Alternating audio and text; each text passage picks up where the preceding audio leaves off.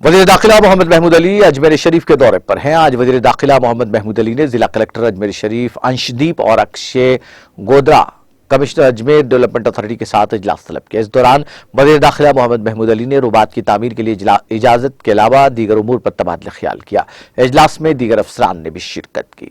इस मौके पर पार्टी के सीनियर अक़लियती कायद शरीफुद्दीन, यूथ लीडर मोहम्मद फुरखान अहमद और दीगर मौजूद थे।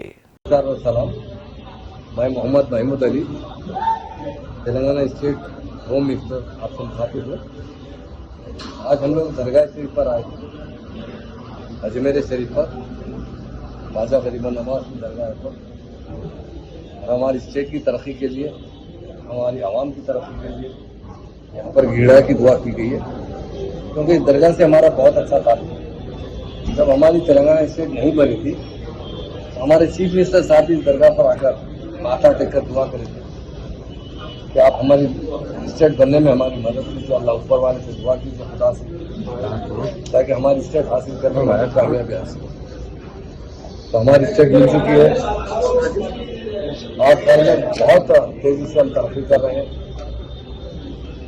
8 साल पहले हमारी स्टेट में बहुत से मसाइल और उनका पावर का बहुत बड़ा मसला था, लैंड ऑर्डर का बहुत बड़ा मसला था, एक्सक्लूजन था, क्रिमिनल राइट्स हुआ करते थे, फार्मर सुसाइड किया करते थे, लोगों को पीने का पानी नहीं था। और आज इंडिया में नंबर 1 स्टेट की तरह तेलंगाना स्टेट काम कर रही है।